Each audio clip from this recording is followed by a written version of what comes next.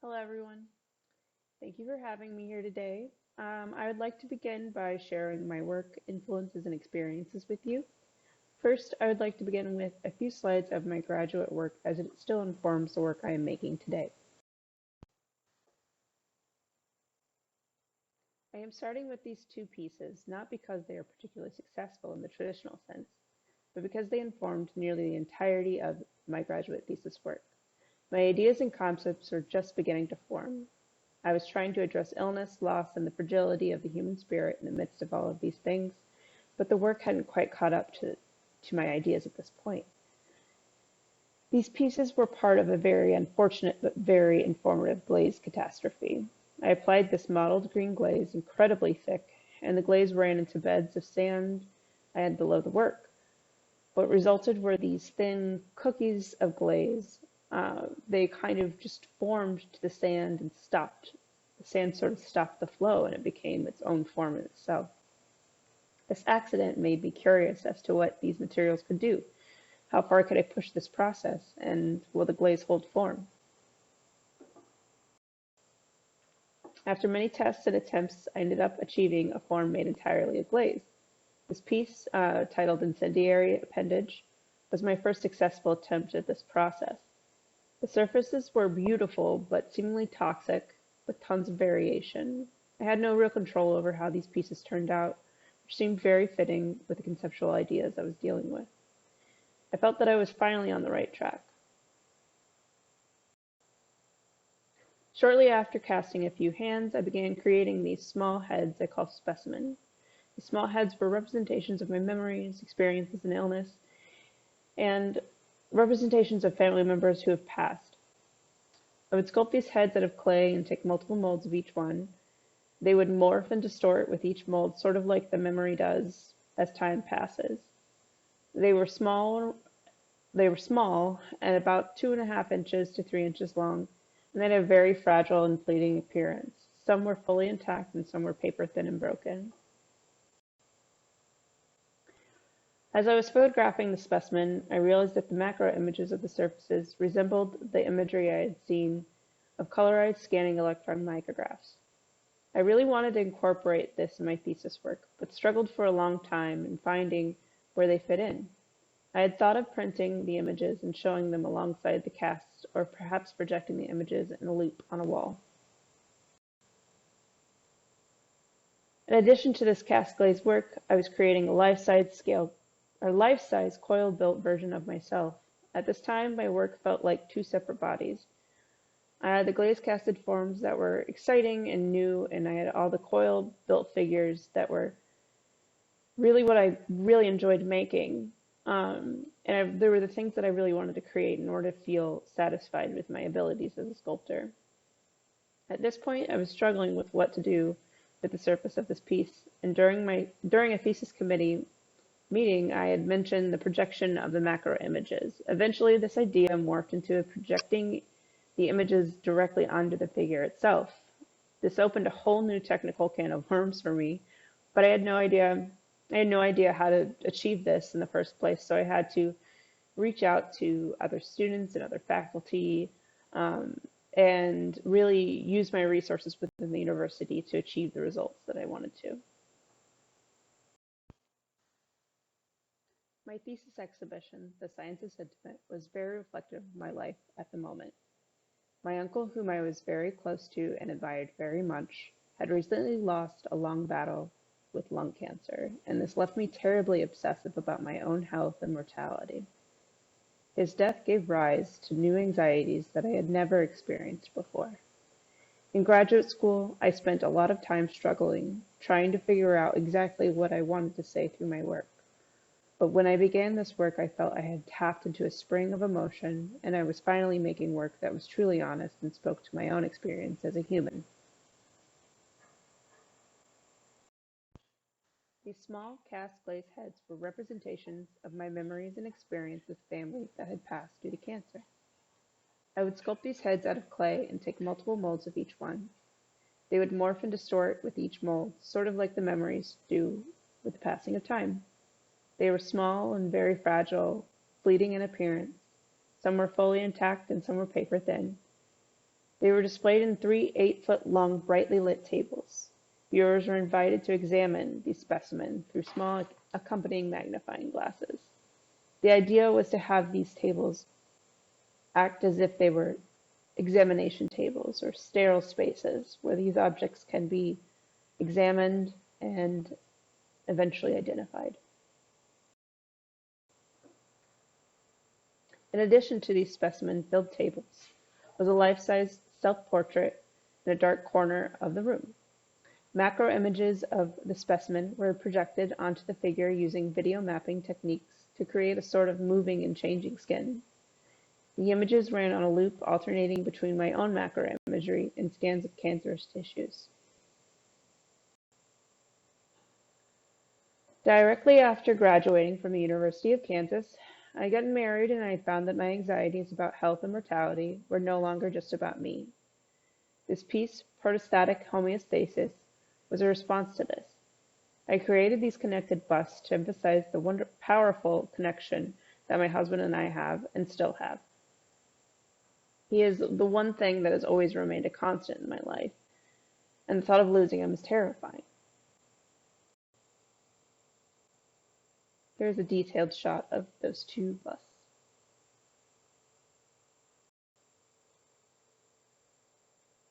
Shortly after finishing teaching at Truman State University, I moved back to the Kansas City area and began my residency at Red Star Studios.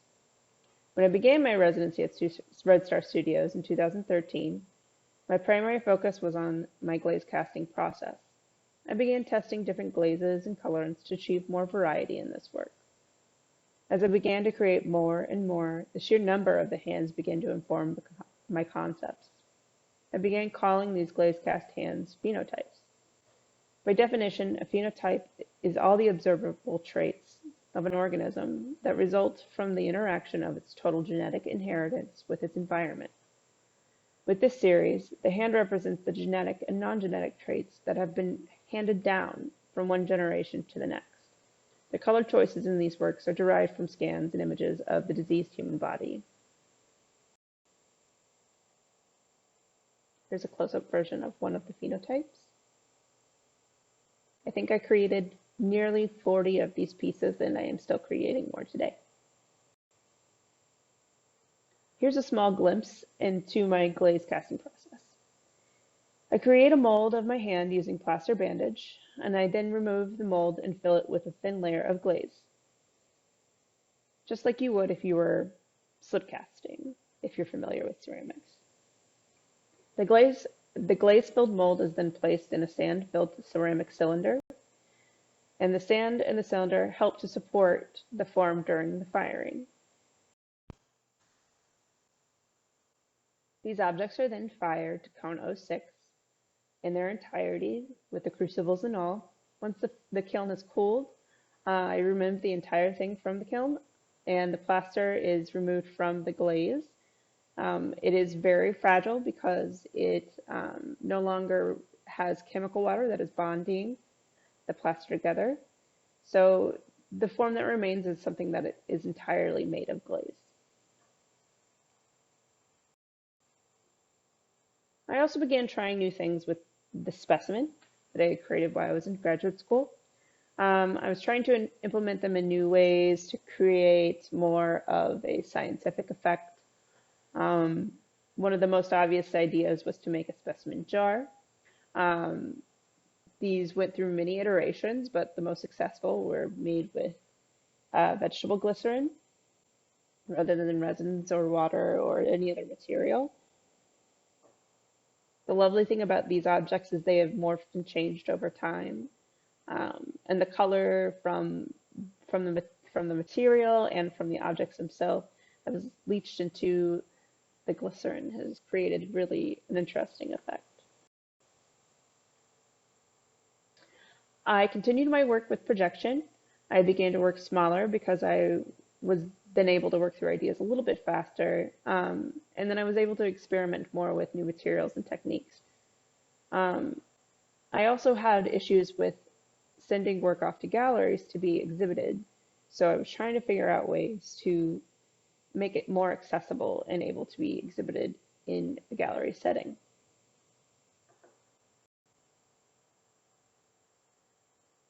It was after a while that I realized that projection had become a bit of a crutch. I wanted the sculptures to stand on their own, without technology and without projection. It was time to face my glazed fears, so I began this pathogenesis series.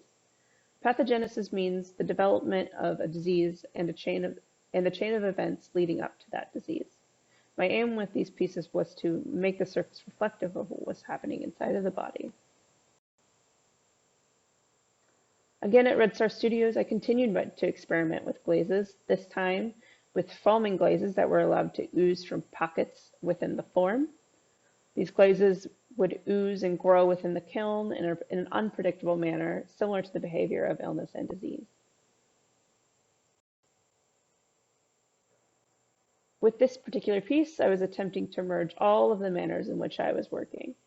This diptych is something I look forward to readdressing in the future. It's always an idea that I come back to periodically throughout time, even within the last 10 years.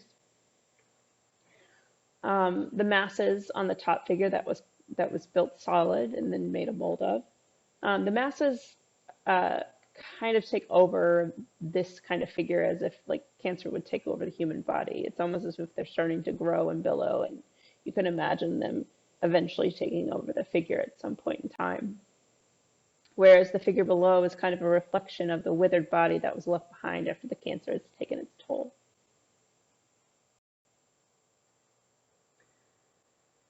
This piece, titled Succumb, was the pinnacle of my oozing glaze phase. After I created this piece, I decided to pull back on the usage of this foaming glaze, as I felt like my work was becoming really reliant on it again. As a sculptor, I don't want to be reliant on gimmicks for my work, and I want the sculpture itself to speak in volumes. So this is where I started to kind of pull back from the showboating ceramic materialness of it all and try to rely more on my sculptural abilities. I've always been drawn to the color and visual texture of medical imaging, and I wanted to find a way to create a surface that was similar to this. I attempted that with the prior piece, but I wasn't quite getting it, so I kind of went back to the drawing board and figured out what I could do with underglazes to achieve this. I started spraying underglazes in layers and creating almost a monochromatic like shadow within these figures. The bright colors were colors that I was seeing in these scans, these medical scans and images, and they started to kind of represent those things to me.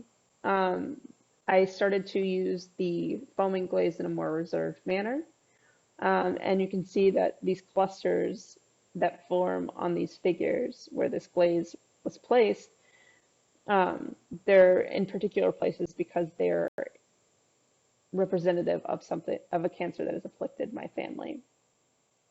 So mutate would be liver cancer, swell would be ovarian cancer, and separate represents lymphoma. I'm also interested in the lines that X-ray beams create during PET scans and CT scans. The way they dissect the human body informs my usage of directional lines on my figures. These particular pieces were part of a larger series that referenced the way cancer behaves during metastasis. Metastasis is the development of a secondary malignant growth that at a distance from the primary site of the cancer. My goal was to have these figures as if they were splitting and spreading from one another, only to continue to repeat the process. This is another part of that same series. Shortly after I finished my residency at Red Star Studios in Kansas City, I was presented with the opportunity to move to Helena, Montana, and work as a resident artist at Studio 740 with Beth Kavanagh. And in order to afford moving expenses and rental of my studio while I was there, I created an Indiegogo campaign to raise money. In order to earn the money, I needed to create smaller works. So in turn, I began creating and making small studies of folds of the human flesh. These were in the form of tiles. I also sold cups, jewelry, and small figurative sculptures. Overall, the fundraiser was super successful, and I was able to pay for all of my moving expenses and an entire year of studio rent. When I got to Studio 740, I wanted to continue to explore scanned imagery of the human body, a surface. So in my first 6 months or so at Studio 740, I created these pieces, and they were more of a literal representation of those ideas. They are literally almost to the T these scans that I was referencing, almost too literal. The way I achieved these surfaces were I was spraying underglazes in layers and layers and layers, and then sanding through to reveal the layers below. These tiles initially started as test tiles for those previous works, but they became something more. Instead of just making work about cancer, I wanted to do something more proactive. And I see that I'm doing that and continuing that kind of practice within my work. But this is where it truly began. I began selling these tiles with a 50% of the proceeds donated to the Breast Cancer Research Foundation. These pieces, Morbus cerebri and Morbus uteri, began to address my personal dealings with mental illness and fears of being infertile. These were small studies in dealing with the full figure. They were probably a little bit under, probably about 18 inches long. I was still referencing medical imagery, but in a more subtle way with more muted color.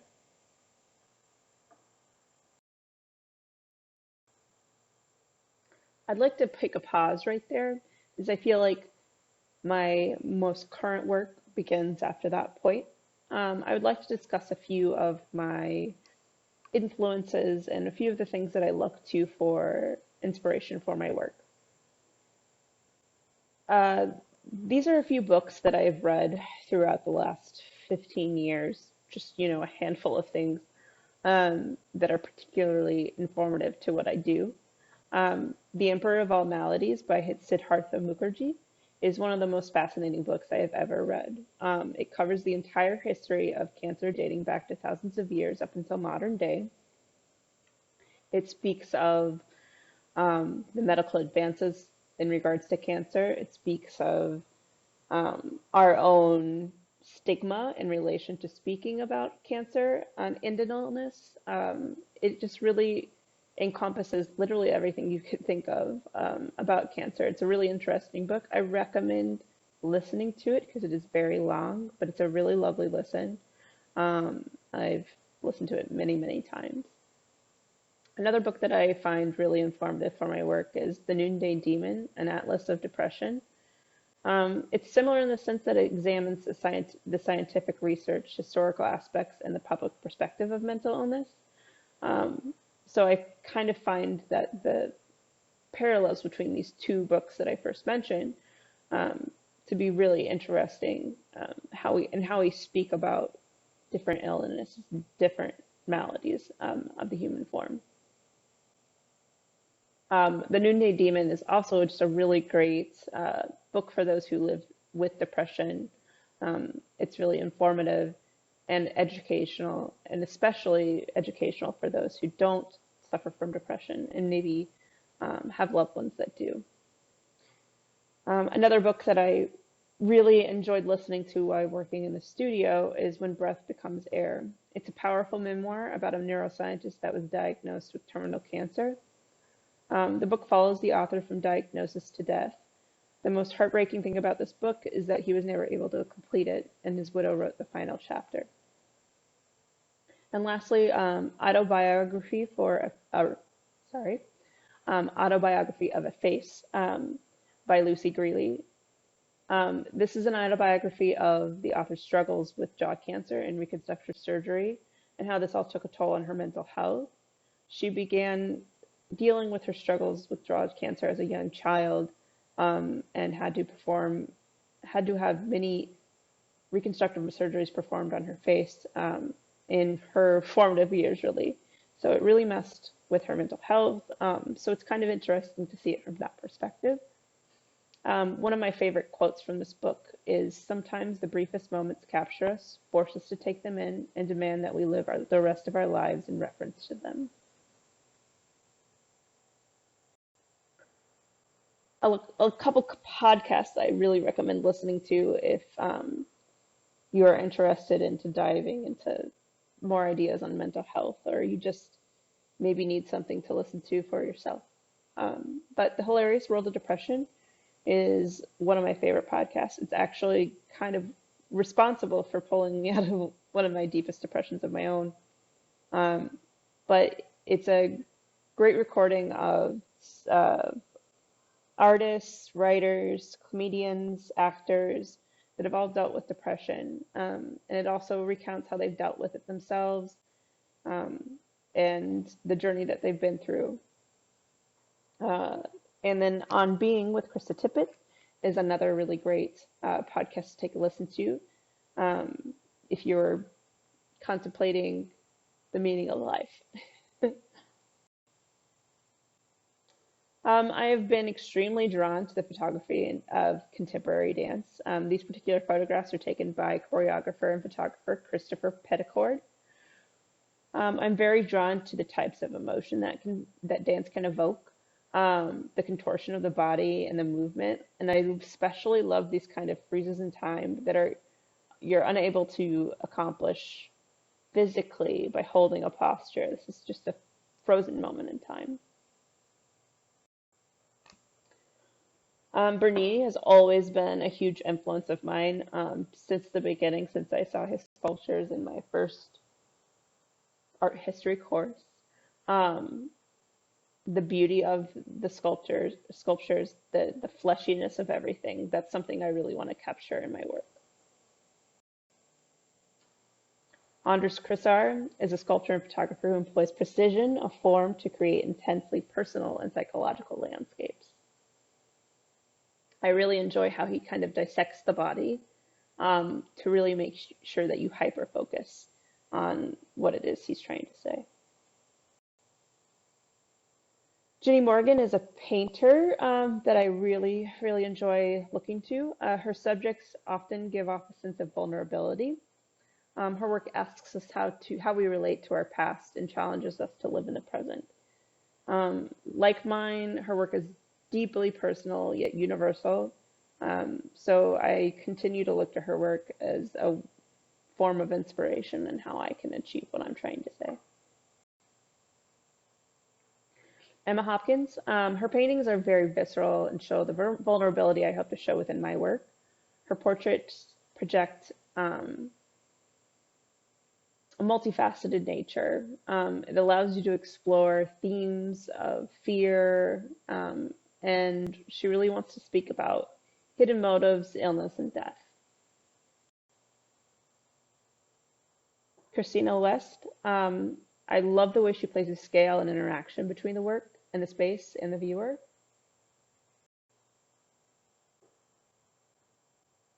Camilla Taylor's work, her work pares down the figure to what she believes is absolutely necessary to get her message across.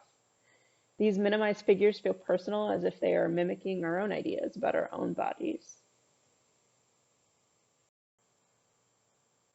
Kiki Smith is another artist that I look to.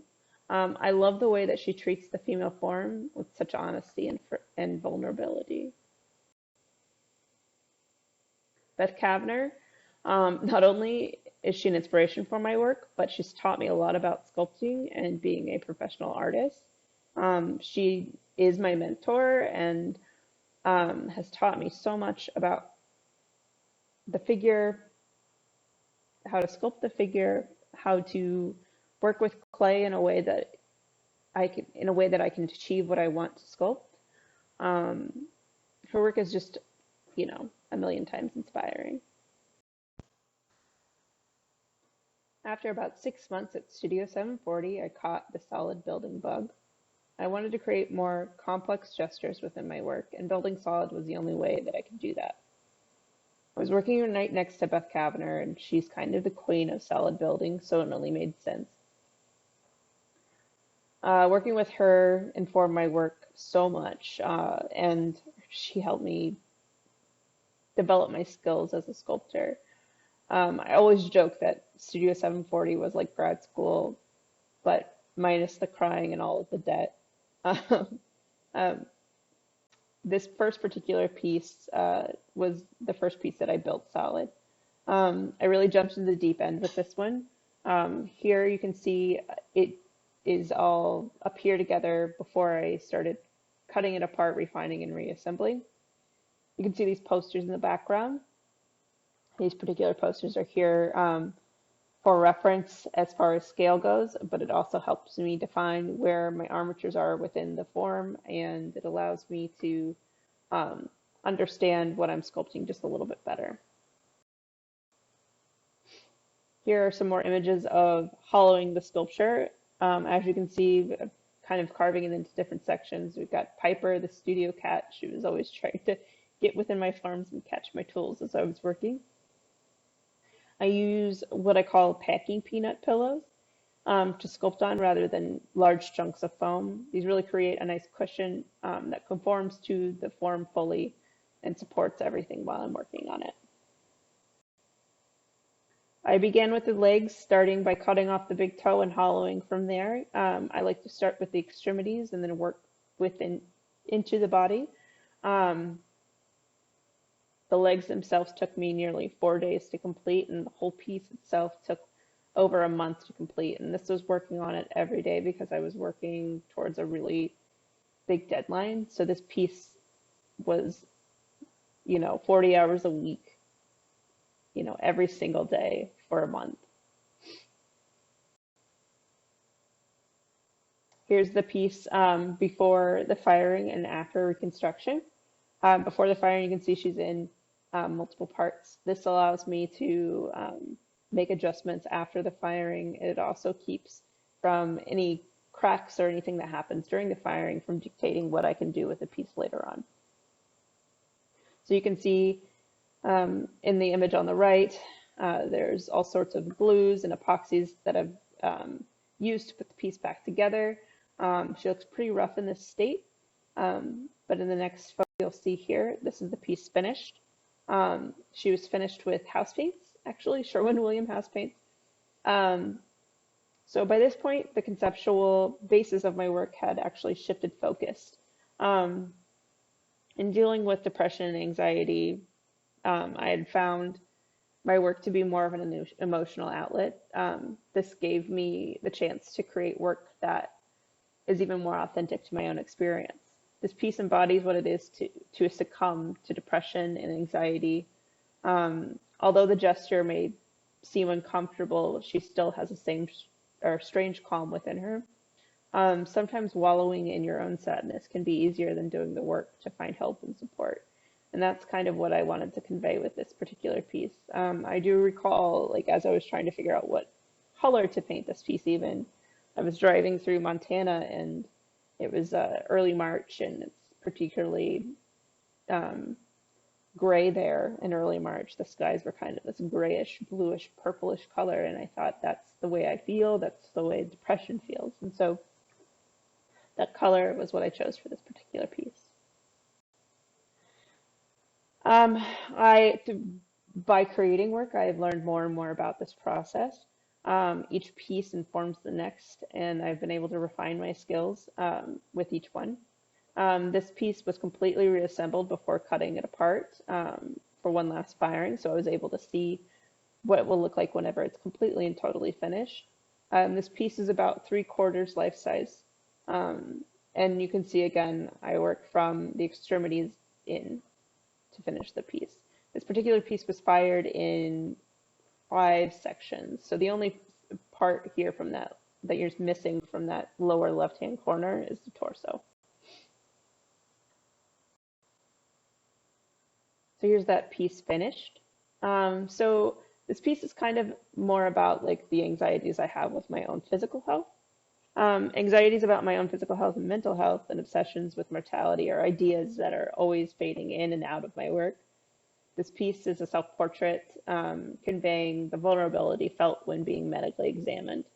The cast glazed inserts represent a foreign force that interrupts the harmony of the body. And the body is still, and there is a tension seen within the hands, toes, and the eyes. And this piece is probably about, I think, 45 inches. There's a close-up.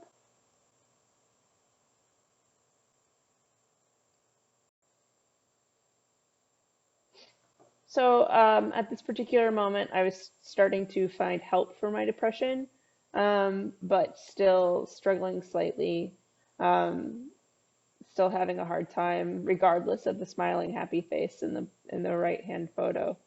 Um, so again, just working from references and images that assist me and help me in the work. This particular piece was titled Saudade. Saudade is a Portuguese term that translates to a feeling of longing, melancholy, and nostalgia. This piece was created at a time when I was in my deepest depression. I was constantly wondering if I was ever going to feel like my old self again, and anxious feelings of fear, doubt, and failure were flooding my every thought. And I longed for the days when when I laughed more than I did cry. This was a very troubling time for me, but I found help and I am in a much better state of mind now, and that allows me to clearly reflect on these dark times in my life.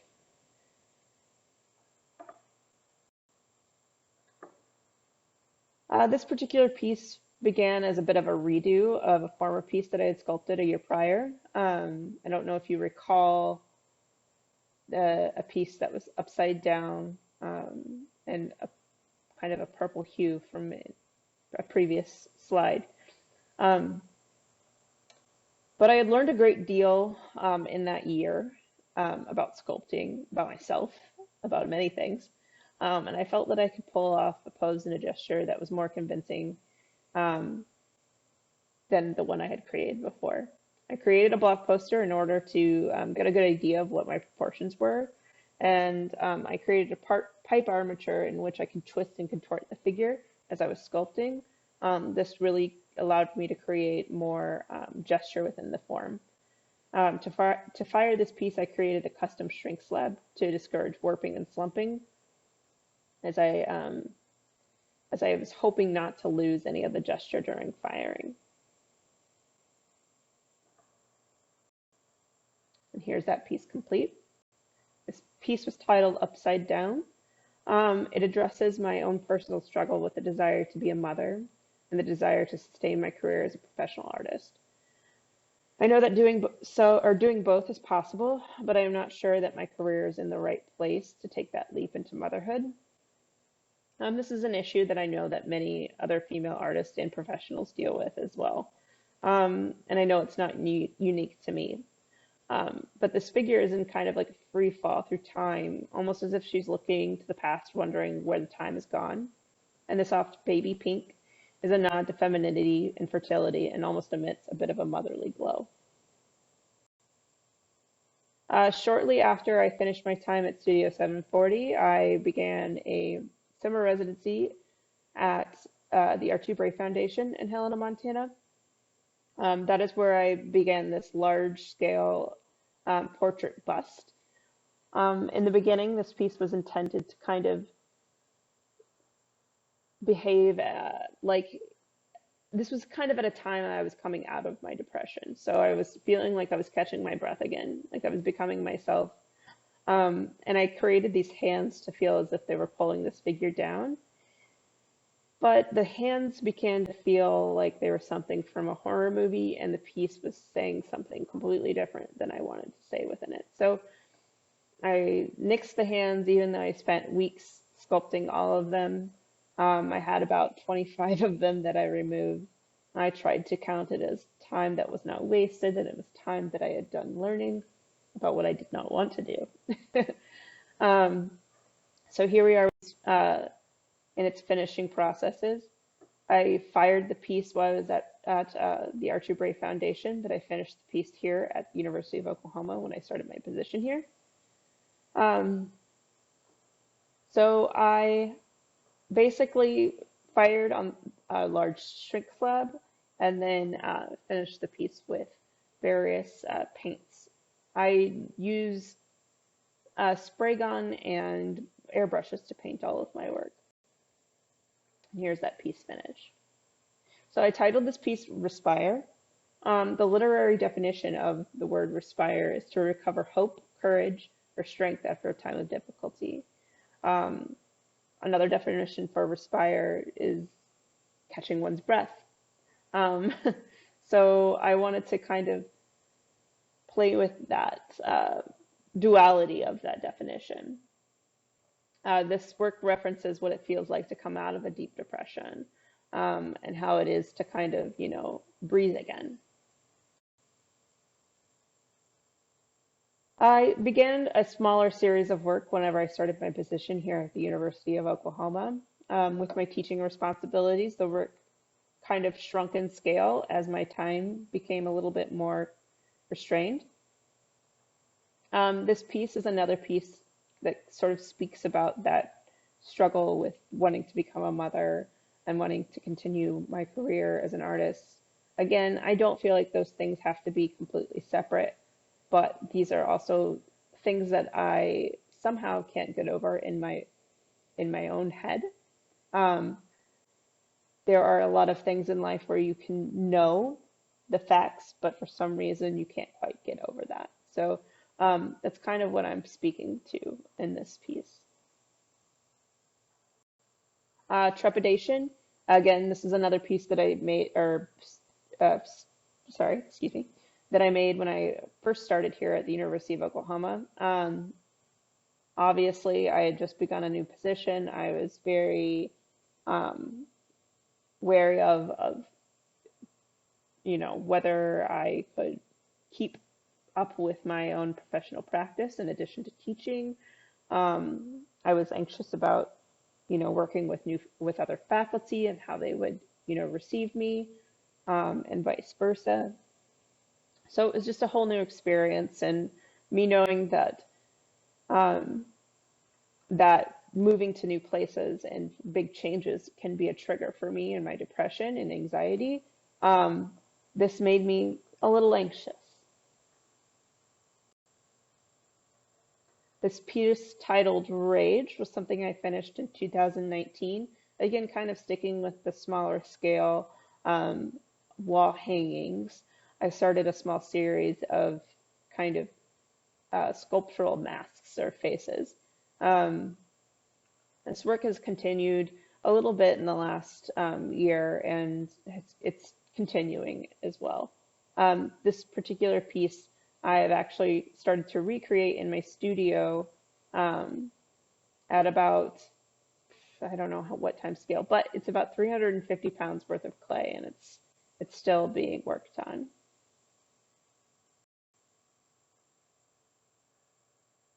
So here is a quick video of my glazing process. Like I said, I use a series of spray guns and airbrushes.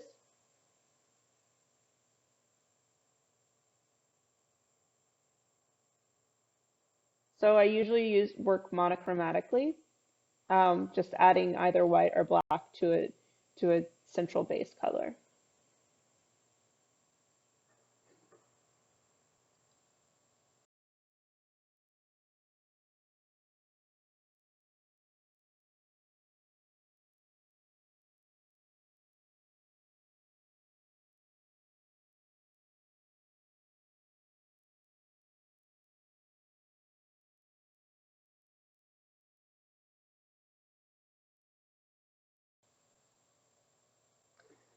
Here's another piece that I completed in 2019. This piece titled Covet, it kind of represents what it feels like to be an artist at times. We watch other artists and professionals receive the awards and uh, accomplishments that we desire, and at times that we can experience feelings of jealousy that may not be so comfortable. So I like this is where I started wanting to talk about feelings that we don't really discuss much, those uncomfortable feelings that we don't want to admit that we feel.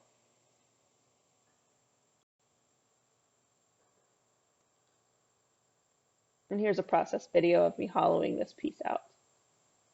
So again, it's just a very methodical process of hollowing and carving clay out of the solid form.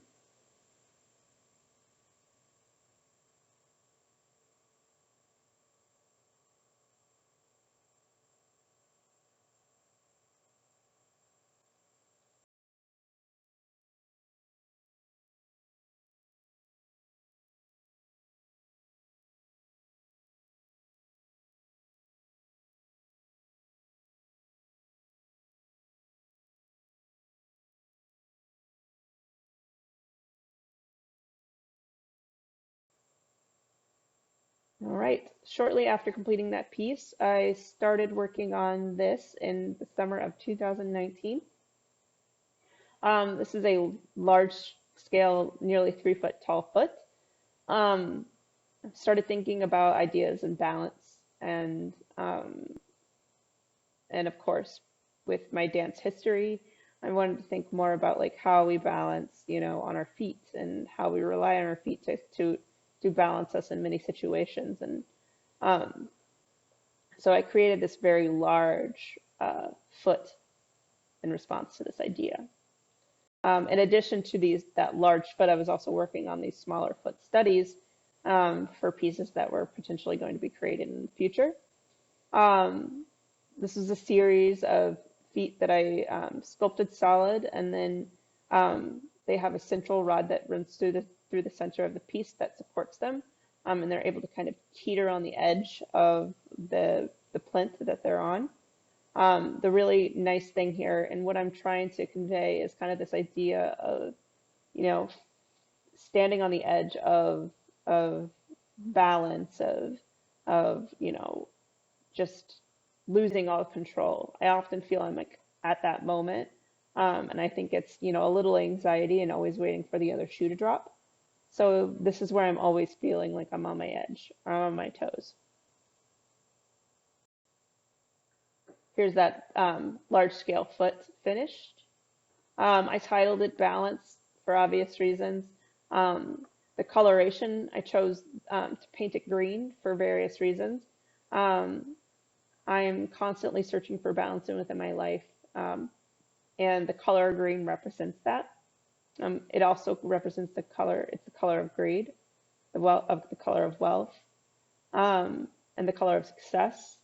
And these things I'm often finding are the reasons why I can't find balance in my life, why I can't find balance between work and life and home and family. This piece titled Reach was finished in 2020. Um, this is a large scale hand, about 18 inches tall. So I've been really exploring like what it is to blow up the figure and um, create larger scale vignettes of all of these figurative forms. I want to create an emotional response by simply overwhelming the viewer.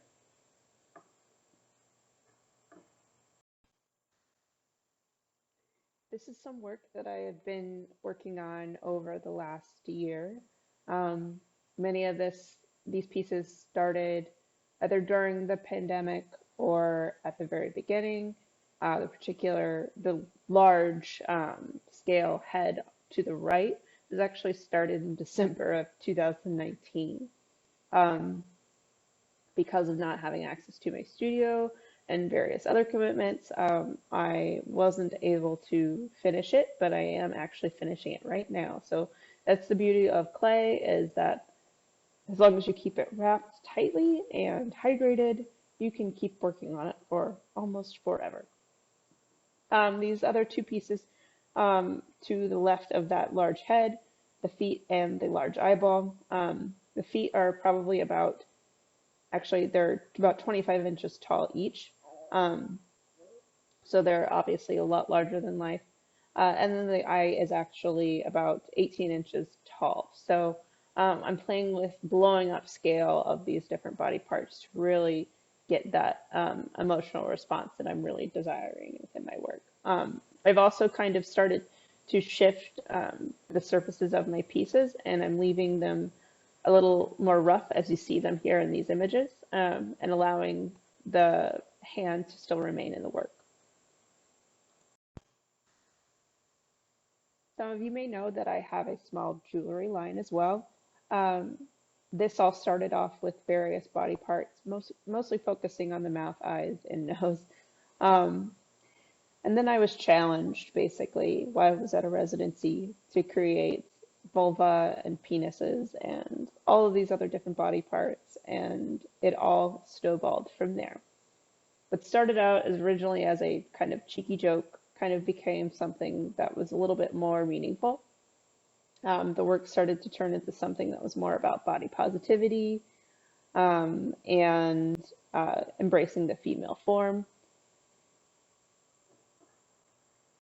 Work, this work eventually morphed into pottery as well. I started creating these pots in about 2019. Again, this is another way to supplement my income, um, and help fund the sculptural work that I want to create.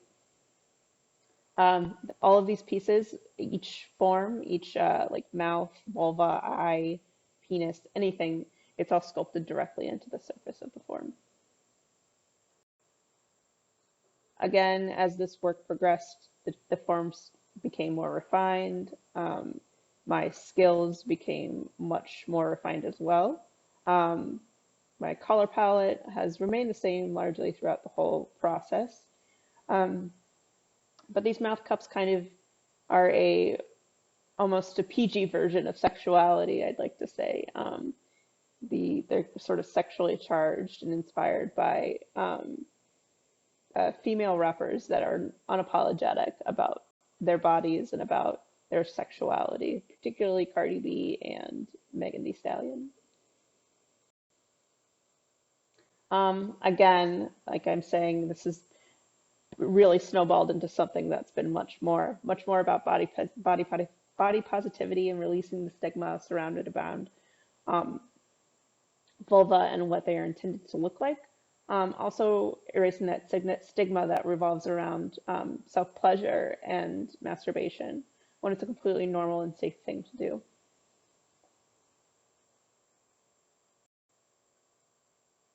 It's another portion of that series.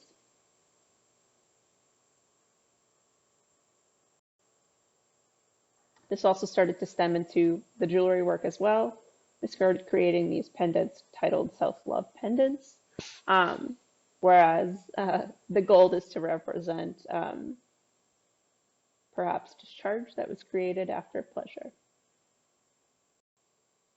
And here's a quick video of a piece that I just finished not too long ago, and posted on Instagram. It was deleted for sexual solicitation, but reposted. My account is currently being threatened to be deleted. That is an ongoing thing. So here you are.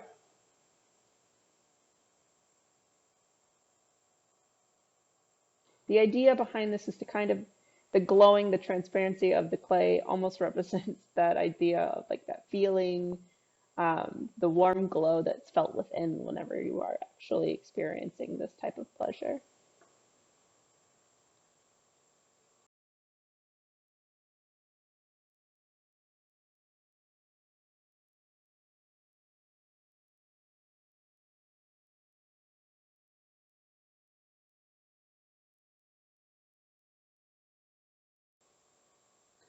So lastly, I want to just kind of, since I'm speaking to undergraduate students, I wanted to talk a little bit about my journey from undergrad to where I am now, and how I got there. I do want to say that the way I came upon my career isn't the end all be all way to do it. There isn't one path to follow. This is just the path that I kind of found myself on. I'm starting at the University of Central Missouri. That's where I received my BFA. Um, on the right is Joyce Soblonsky. She was my undergraduate professor. She passed away in the summer of 2019. I'm sorry, summer of 2018. But she She was an incredible mentor, an incredibly strong woman, definitely a product of her time. Um, was very tough on the outside, but extremely soft on the inside once you got to know her. I received my master's degree at the University of Kansas. This program is extremely interdisciplinary. It's literally connected to the sculpture lab. It's changed quite a bit since I've been there. The gentleman with the hat is Marshall Ahmad. He was my graduate professor, and largely responsible for where I am today as far as encouraging me to try like literally anything within my work. He is fearless and instills that fearlessness within his students. Once I finished my graduate degree at the University of Kansas, I spent some time teaching at Truman State University in Kirksville, Missouri. I was there for about 9 months. That's all I'm going to say about that. Shortly after I moved back closer to my home in Kansas City, I started a residency at Red Star Studios and met some really amazing people while I was there. If you are ever wanting to just submerge yourself into the art community, I recommend doing artist residencies. It's a really wonderful place to learn from your peers, and it's a really great place to find new practices, new processes, and bounce ideas off of other people that are in from similar places in their career as you. At Studio 740, my responsibilities as a resident were helping to organize fundraisers for residents. This particular fundraiser, Sip Shop, was something that we created in my second year as a resident at Red Star Studios. The funds raised went towards professional development for for the residents. This is a really great experience and something that I think is really useful for students as well. These kind of creative fundraising ideas, and just instead of just simply having a sale, this was an event where we had cocktails, and for $25 you could purchase a cup and get a cocktail with it. Um, and then we also had collector's packs with all of the residents' work, including like another artist that we invited as well. In addition to fundraising events, we also did community outreach and taught workshops as residents. This photo to the right is us doing some raku workshops in a parking lot at a library. Here we are throwing on the pottery wheel to demonstrate techniques to passerbys. We really did a lot with the community in Kansas City at Red Star Studios, and it was really a beneficial experience. While living in Kansas City, I also got to do a small residency at Epic Clay Studios in Kansas City, Kansas. This was a small nonprofit clay studio that specialized in working with people with disabilities. Um, it was a community, they ran a lot of community outreach programs in addition to having folks come into the studio and learn in the studio. My responsibilities were largely monitoring the studio and making sure everyone needed or had the help that they needed. At Studio 740 in Helen, Montana. That's where I went shortly after leaving Kansas City. Um, my responsibilities there were just to create work. That's what was really lovely about it. There were no other expectations than for me to create the work that I was there to make. Again, I was supported by Beth Kavanagh, who has been an incredible influence of mine for many, many years, and she continues to support me and influence me to this day. I've done a couple residencies at Red Lodge Clay Center. This is a really great place to go. I've been looking forward to visiting many times in the future.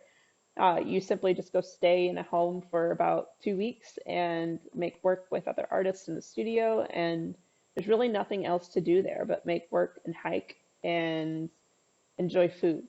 It's really lovely. I also did a small 2-week residency at the John Michael Kohler Art Center. in Sheboygan, Wisconsin. I did this work with a good friend of mine, Gina Adams. She is a hybrid Indigenous artist um, who works predominantly, well, she works in many materials.